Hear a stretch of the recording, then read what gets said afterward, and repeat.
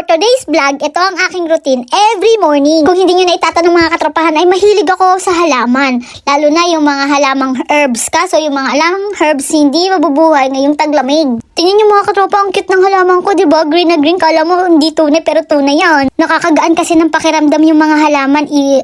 Stress reliever. Reliever.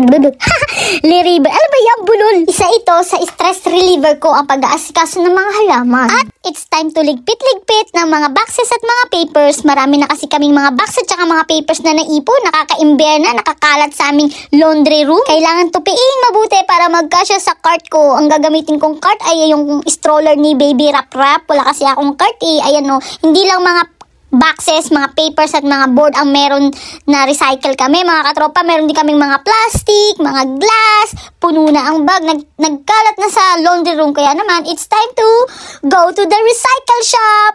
Dito nga po pala sa Switzerland ay kailangan po nakasegregate ang mga box, papers, board, glasses at saka yung mga empty bottles. May dalawang klase ang plastic bottles, non-PET plastic bottles and PET plastic bottles. Bago tayo lumabas, kailangan tanggalin muna ang mga nakasalang sa washing machine at ilagay sa dryer at magsalang ulit tayo ng bago para pagbalik natin, di tapos na at dry na and then susunod uli, diba? Ganun lang yung technique dun mga katropahan. Ito nga po pala ang aking trabaho dito lang sa Switzerland. All around po ako dito at beside dyan, marami pa po akong racket na hindi nyo na po kailangan malaman behind on my back.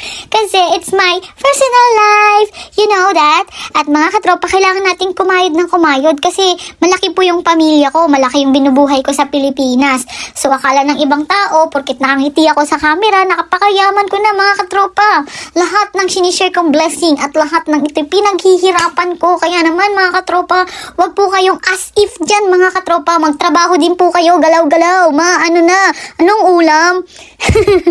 Joke lang mga katropa, pero in reality, totoo po yun mga katropa. Diba si Nening B, 15 years old pa nga lang, nagtatrabaho na. So, kayo, galaw-galaw din dyan. Wag kayong puro anong ulam? Kumusta naman mga katropa? Meron tayong paa, meron tayong kamay.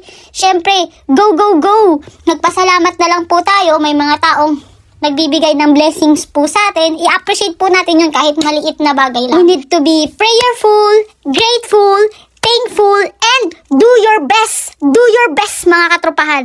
Do your best habang nabubuhay ka sa mundong ito. Kung ikaw ay buo ang paa, buo ang kamay, may mata, lahat kumikilos ang buong katawan mo mga katropa, it's time to do your best.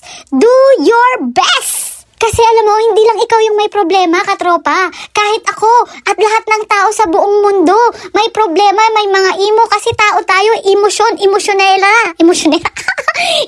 Lagi tayong may emosyon. Punong-puno tayo ng emosyon. But you know, it's normal. It's normal dahil buhay ka, dahil tao ka. Kapag kay Lord kayo nag-focus at hindi sa mga makamundong hangarin na nakikita ng mga mata nyo at napipil ng inyong emosyon, yung kay Lord lang kayo titingin mga katropa. Sabi nga po nang nakasulat sa Bible po, yung lagi ko pong binabasa ito kasi favorite verse ko po ito Numbers 6:24 and 26. The Lord will bless you and keep you. The Lord make His face shine upon you and be gracious to you. The Lord lift up His countenance upon you and give you peace. Thank you, Lord Jesus Christ. O diba mga katropa, ang sarap ng feeling habang lumalakad ka sa mundong ito mga katropa, kasama mo si Lord. Lahat ng mga challenge mo, hindi mo yan mararamdaman mga katropa. Yung mga challenge mo, magiging kagalakan yan sa puso mo. Yung feeling mo, ang saya-saya kahit napakadraming challenge. Grabe, ang saya, ang daming challenge. Thank you. You need to be thankful dahil may challenge ka. Dahil buhay ka sa mundong ibabaw, ibig sabihin may paraan pa. Kaya alam mo na ang sagot nun mga katropa. Kapit lang, laban lang dahil si Lord, hindi ka nag-iisa, nandyan sa'yo si Lord, lagi mong kasama. Alam, na-nervo ng katropa nyo.